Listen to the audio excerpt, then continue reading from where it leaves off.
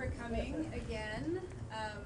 I think I've told everyone that I have a fear of people not showing up to my things, so I appreciate that you're all here. My name is Jessie Burke. I'm the owner of the Society Hotel across the street with my husband Jonathan Cohen, and I'm also the chair of the Old Town Community Association. I'd like to share with everyone that before I start, my perspective comes from being the granddaughter of a Chinese immigrant, the daughter of a man who was paralyzed when I was 6.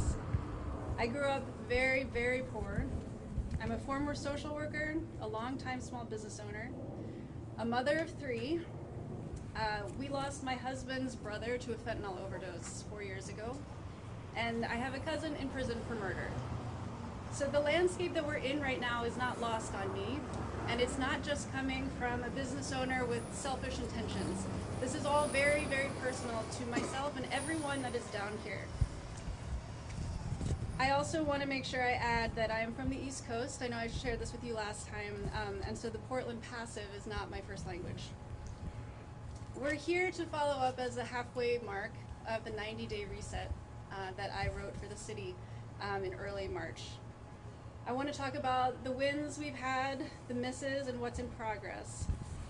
I want to share with you that I was discouraged by a few people about doing something midway because they were thinking it was better just at the end.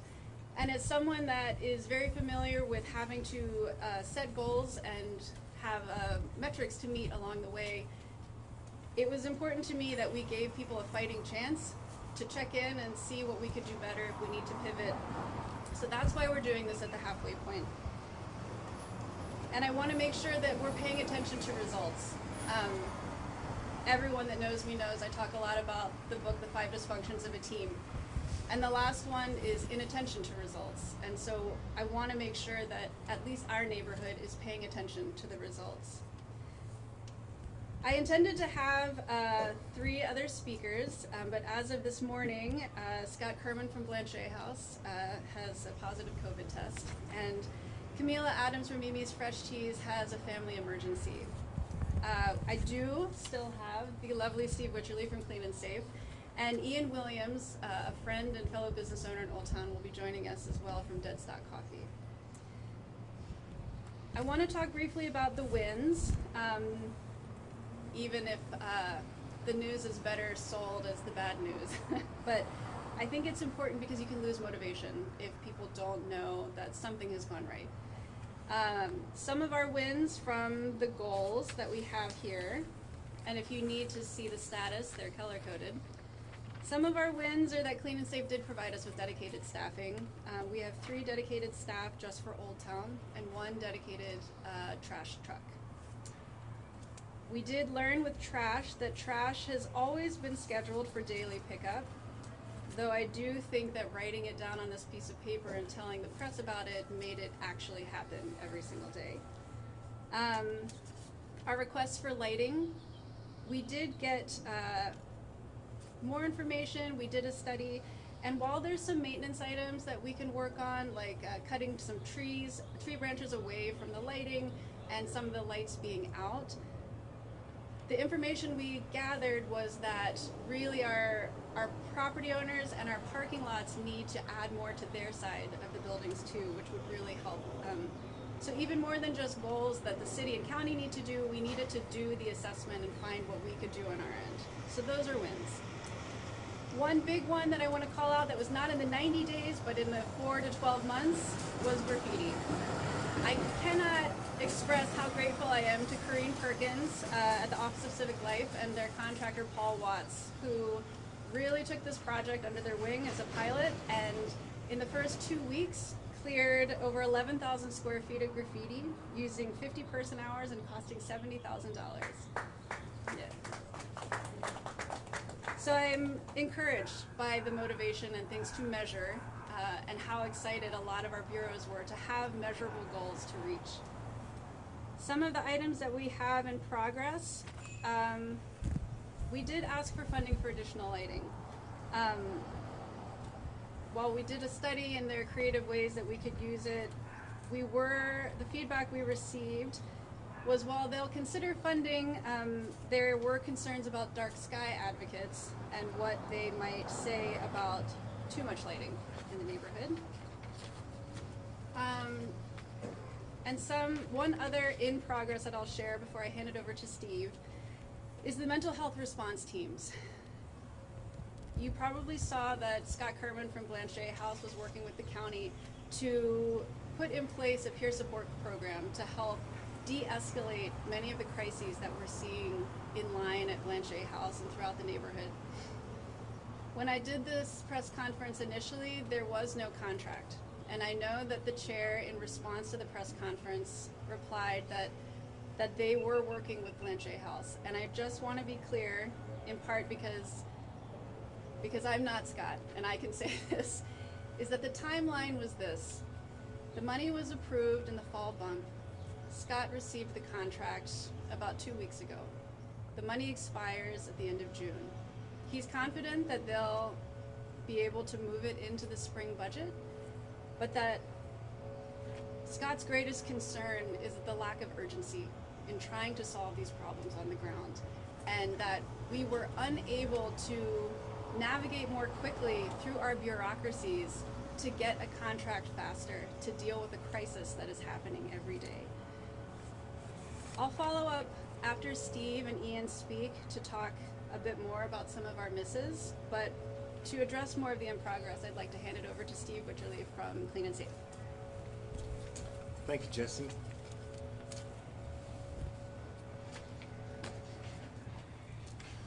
Good morning, everyone. My name is Steve Witcherly, and I am the Operations Director for the Enhanced Services District of Downtown Portland Clean and Safe. We joined the Old Town 90-day plan to provide additional janitorial and public safety services through our excellent contracted staff, some of which are here, to improve livability conditions in Old Town. We are very grateful and proud of our staff for their continued dedication and service, working hard in changing, uncertain, and sometimes dangerous conditions. As we all know, Old Town and Downtown have some very particular circumstances.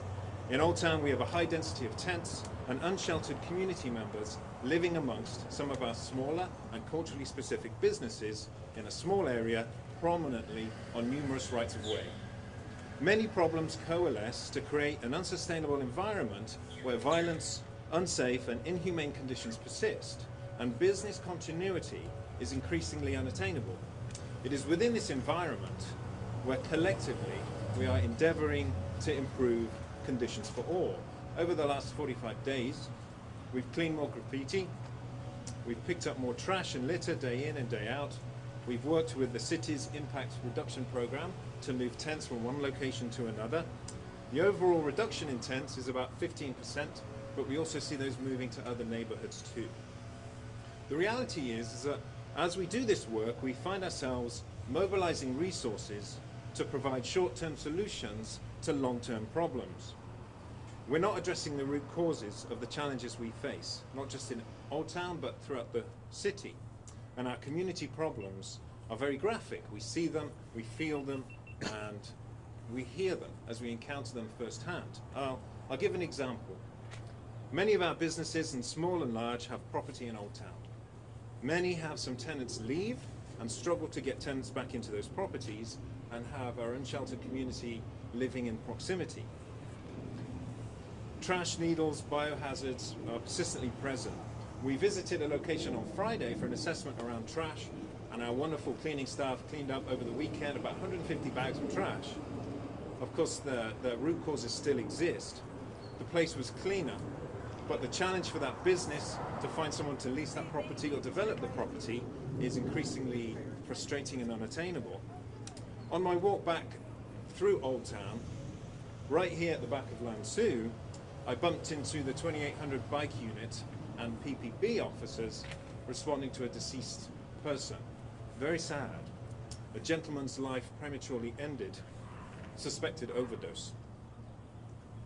My background includes humanitarian aid work in a number of different environments and countries, and I can say with some certainty that living conditions in refugee camps and displaced person communities are somewhat better than what we find on our streets currently.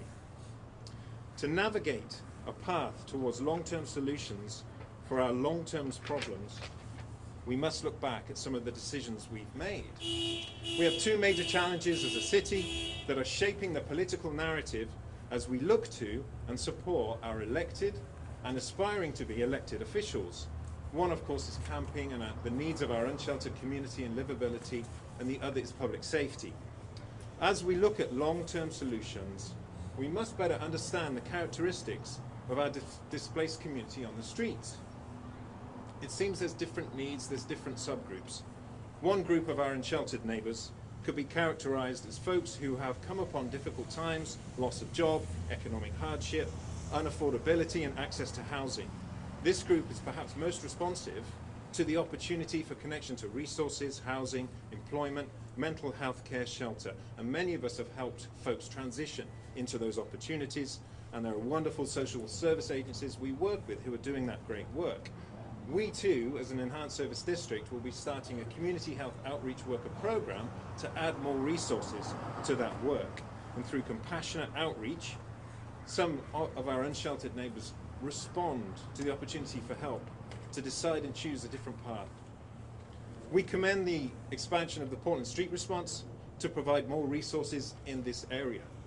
We also recognise the challenges of this service being deployed through a 911 system that is also understaffed and struggling to respond to increased call load. Portland Street Response works in situations where violence is not present and where people will voluntarily accept those services. We also commend the creation of the Street Services Coordination Centre, where shelter and other resources for unsheltered community members are coordinated, updated, and made available for our first responder organisations to connect people to those resources as they encounter them. There's another group of our unsheltered community neighbours that do not have the capacity to voluntarily choose help. We see people suffering, struggling to meet basic needs and care for themselves, either through drug addiction or through mental health crisis or illness. And there are limited internal resources for folks to actually get free from addictions that are so hard to experience freedom from. There are limited options for us in that response. Of course, a police officer hold when someone is a danger to themselves or to someone else is a temporary nature. A civil commitment is a rare and long complicated judicial process whereby a person subject to a judge deciding if they are indeed experiencing mental illness should be required to accept mental health treatment due to a danger to being themselves or to someone else, or cannot provide for basic needs and safety. Or we do option 3, which is we do nothing. We respect a person's right to live in affliction, and we watch as our fellow neighbours or human beings languish in inhumane conditions until the point where crisis happens, to them or to someone else. I wonder if the gentleman behind here who passed away was someone who was just left to live in affliction. It's very sad. This is someone's son, someone's friend, someone's family. Could be someone we know. And if we listen to the experience of victims of personal property and violent crimes, both within the unsheltered community and the community within which our unsheltered neighbours live, there are those who prey on both the housed and unsheltered for criminal intent. Businesses, residents of Old Town experience and witness this day in and day out. We know that drug addiction and houselessness have intersections on many levels, including usage and selling and associated behaviours around illegal drugs that impact businesses and community members to sustain an addiction that can be so hard to experience freedom from. Lawlessness and violence can become the norm. We vacillate between the horror of it and the desensitization of it until we see it or experience it firsthand. This is increasingly, if not daily, an occurrence. And to address these issues requires a law enforcement approach. Yet we live in a city where many of us, we hitched our wagon to the disinvest in law enforcement narrative. And we are living with an understaffed, under-resourced, overworked, unappreciated police bureau that struggles to meet basic staffing needs and go from call to call to call where necessity drives direction to the most severe crisis events first, leaving many people on hold. Of course, We must always be about reform. We must always be about accountability, adaptation, and change. But we cannot reform something we do not have. We need community-based public safety programs to work hand in hand with law enforcement. But we cannot cut one leg off the police bureau by taking away resources and ask them to run toward the future of the new kind of policing we want while stretching the bureau to its very core. That's not reasonable, that's not fair. We must always look at the decisions we collectively make. As we look at the intersection of drug use, drug addiction and drug activities, we must also look at Measure 110. Has this been a net positive or a net negative outcome? If we walk around Old Town and other areas and ask this question, did it achieve its intended outcome or not? While it increased funding for drug addiction services, of course it's still very new, so has drug usage increased through permissibility and the associated behaviours and challenges around that in our communities. Access to treatment is now predominantly voluntary with reduced accountability. We also witnessed the disintegration of the city's community-based crime prevention programs, including the support and infrastructure for the annual National Night Out that saw over 300 community-based parties celebrated in the summer throughout the city. I remember the first one I went to as a crime prevention program administrator in 2019. It was at the Rosewood Initiative in East Portland, perhaps attended to by maybe 2,000 people, very diverse community, many nationalities, one of the most diverse events that celebrated multinational community that I've ever been to. I heard someone say the other day that reasonable moderation is a much harder place to sit in. Rather than be swayed by aspirations of one extreme to the other, it requires listening. It requires understanding all perspectives. It requires thoughtful expression of options and chartering a path that is specific, reasonable, time-bound, measurable, honest, and transparent.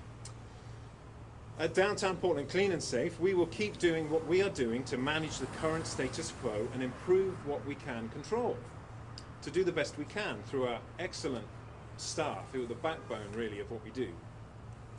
To serve the people who live, work, and visit the Clean and Safe District, but we do need change.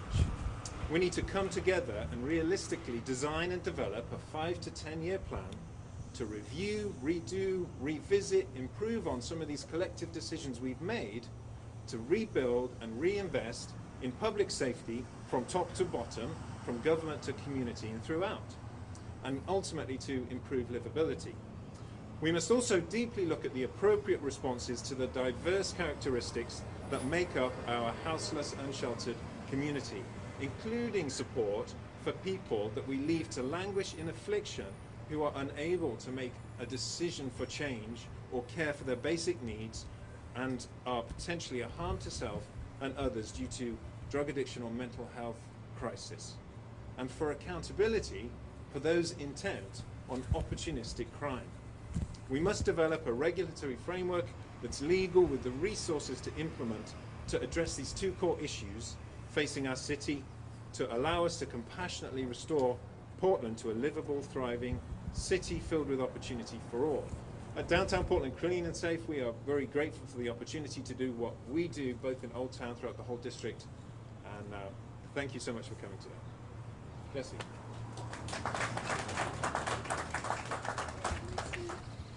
I'd like to introduce my friend and fellow business owner, Ian Williams from Deadstock Coffee, who's going to speak to you about his small business perspective and experience in Old Town.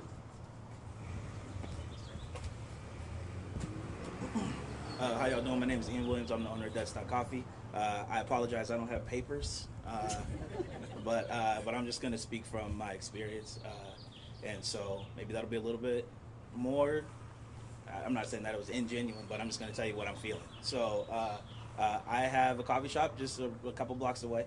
We've been out here for about 7 years now, doing coffee in the neighborhood. I'm very fortunate to be able to do so. This is the sneaker community. This is where the sneaker culture lives. This is also where a lot of the culture in our city is, in this neighborhood. We're standing in the Lansu Garden. Beautiful space. When you're in there, you have no idea that you're in there until you look this way and you see Big Pink. So it's like it's it's a beautiful area, a beautiful neighborhood, and it's kind of sad that what it has been lately. To be honest, I don't really like to harp on like the negative, but I know that that's what this opportunity is, to tell you guys about what it's been like for us. Over the last up until 2020, and we'll say like COVID time, or up until the protests or riots, whatever you want to call it, we had only had one incident where we had somebody steal from us. From that moment, I would say about May until now, we've had 4 separate incidences where we had people take the tip jar, take stuff from our team. We have never had any times where anybody's been like touched or hit or struck or anything like that. We've had quite a few incidences there in front of the shop. I can also speak to the experience of the other stores, like laundry and produce, and which now produce has now moved. Compound is closed, which is where we first started. The neighborhood has been it's been really bad, and I think one of the things that Jesse and I talked about this morning was that we just really can't tell. Before, there are people who are in this community who have who are experiencing houselessness, who've been out here since before I started coming down here to buy shoes at Compound when I was a kid. And and they're part of the community, and so we wanted to be as connected and as close to the community as possible at all times. So there are people who I have known for years, and they made sure that everything was going all right. And now we really don't know. It's really difficult to differentiate between like who's really just having a hard time and who's out here to capitalize on what's going on, the lack of police that we have, and I see people from Clean and Safe out here right now who I see all the time. And I might not know their names, but I see them all the time. I say what's up to them. They're doing everything they can. Jessie and her team and everybody out here. I see the Hoxton. I see the auto shop. I see everybody. Like, I see the community out here. We're all doing everything we can. But after a while, we kind of just, you just kind of stop asking, or you just kind of feel a little bit hopeless. And so they're still fighting. But to be honest, I'm running out of fight. And I'm not going anywhere, but it's really difficult. So I don't know what else you want me to say, Jesse. Yeah. Your left turn. Huh? Oh yeah. Shoot. All right, hold up. I'm not gonna lean on this because I eat snacks. But I found out yesterday that a good friend Terrence, one of the owners of Index, said it a long time ago. One does not simply turn left off of Burnside, and then And then I think probably about a year later, the left turn was put in on 4th, coming into Old Town. And that's a really big deal for us, for people to be able to access Old Town directly. Burnside itself is kind of weird to turn left off of, but that's a really big deal for us, for people to come into this space, into the gardens, to come to the coffee shop, for people who are staying at the hotels in the neighborhood. And then I found out yesterday, when we were having a really nice meeting with Prosper, that the left turn was being taken away. And I don't know when it's going to happen. I'm not going to lie, I'm pretty pissed off. I didn't say anything for like 5 minutes because I just was like, there has to be a solution. But that's really going to be detrimental to us, for people coming in to visit all the businesses in this neighborhood. Yeah, that's a big deal. Thank you for reminding me, because I'm pissed about that. Yeah, right? Yeah, see? Yeah, y'all should be pissed too, all y'all screens. Yeah. All right, y'all got anything else for me? We'll get questions at the end. All right, tight. Thank All you.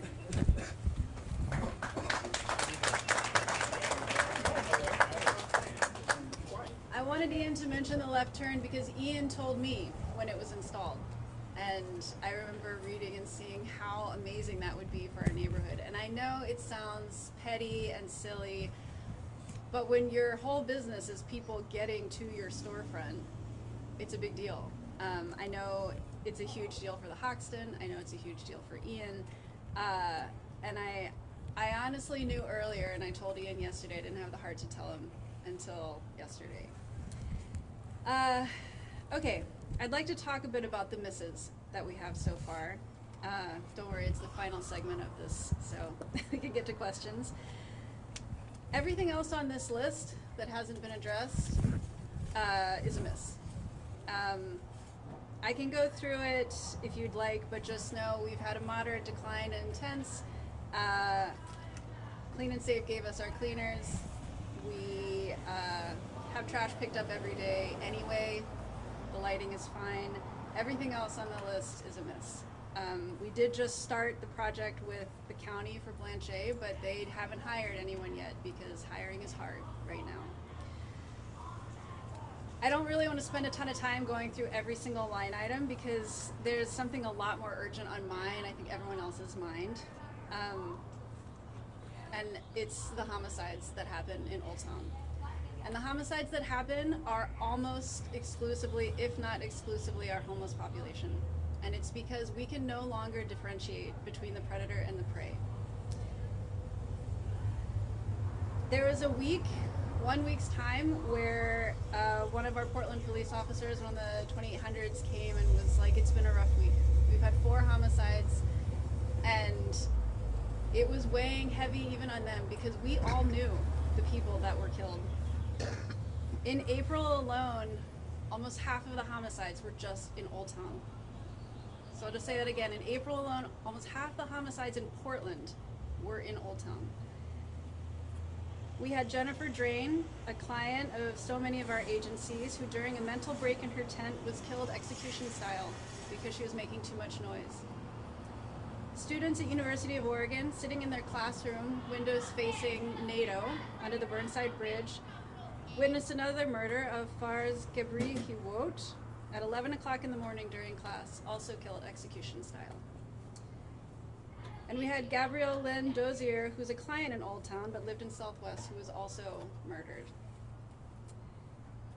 And those are just the homicides. Those aren't addressing the overdose deaths. So I'd like to take just a few seconds to have a moment of silence for Jennifer, Gabrielle, and Fars, because they were all citizens here too, with beating hearts and their own tragic story, and lost their lives because our city and county lacked the urgency to find an immediate solution. So I'd just like to give them a second.